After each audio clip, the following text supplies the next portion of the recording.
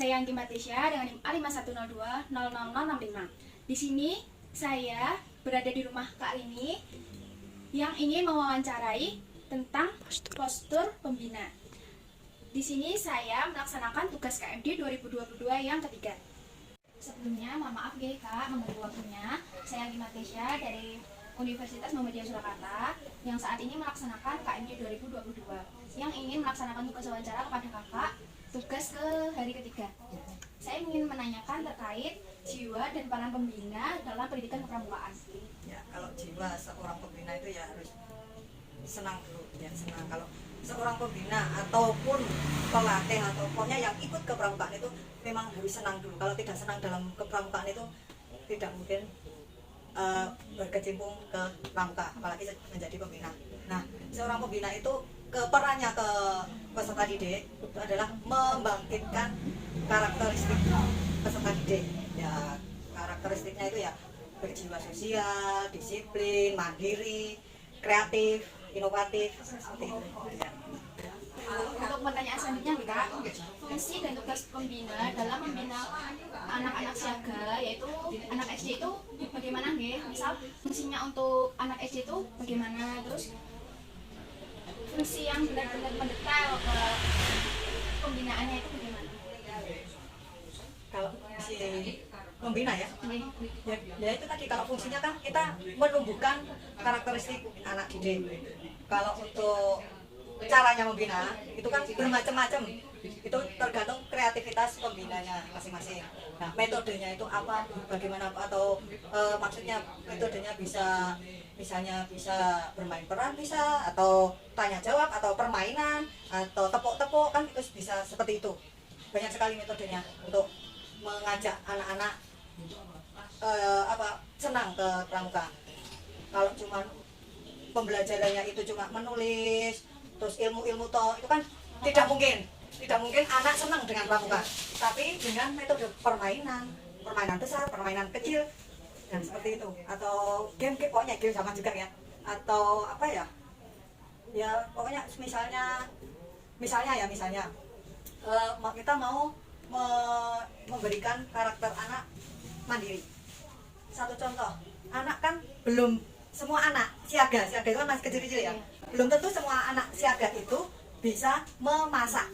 Ya, ada yang bisa, ada yang tidak. Nah, untuk mandiri kita memberi pengertian ke anak. Coba siapa yang suka membantu bunda di rumah? Seperti itu. Membantu, coba memasak.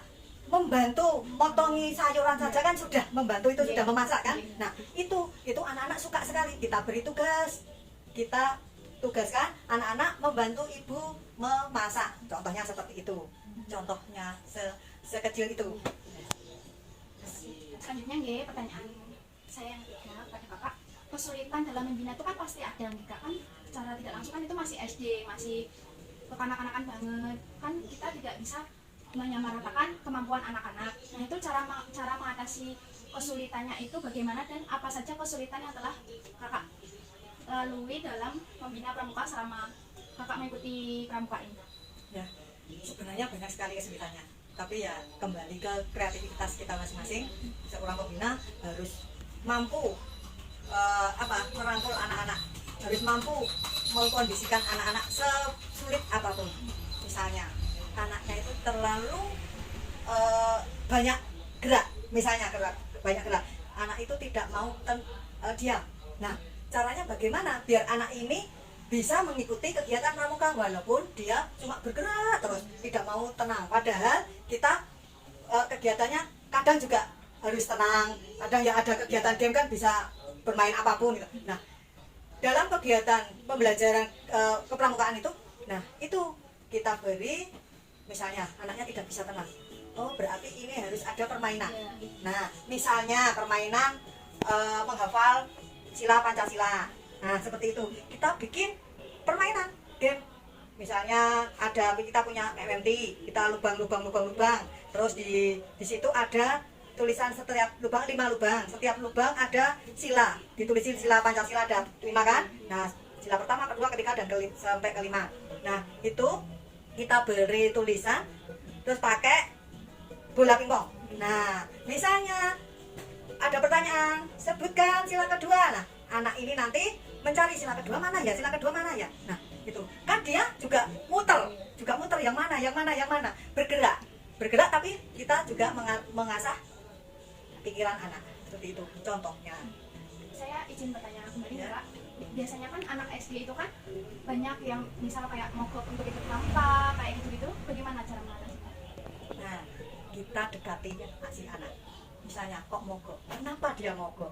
Kita cari masalahnya apa. Misalnya kalau dia masalahnya aku nggak mau pramuka karena cuma nulis terus, karena cuma main terus, mungkin main yang tidak dia sukai. Oh, dia tidak suka seperti ini.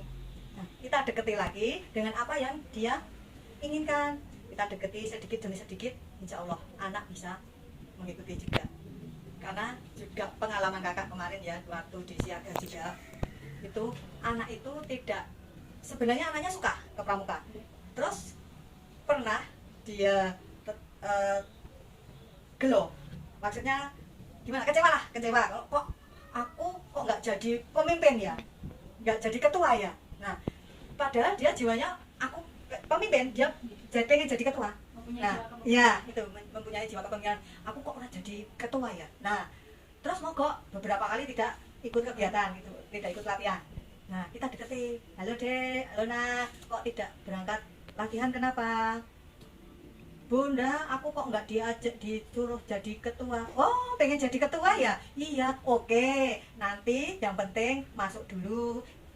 Kita bahas di kelompok di barungnya anak. Oke, siap bun, saya besok berangkat. Nah, alhamdulillah setelah berangkat, terus si satu barungnya dikumpulkan. Ayo kemarin yang ketuanya siapa? Ini bun, coba kakak mau misalnya Mas Edo ya, Mas Edo bisa enggak seperti ini kalau nyiapin seperti ini.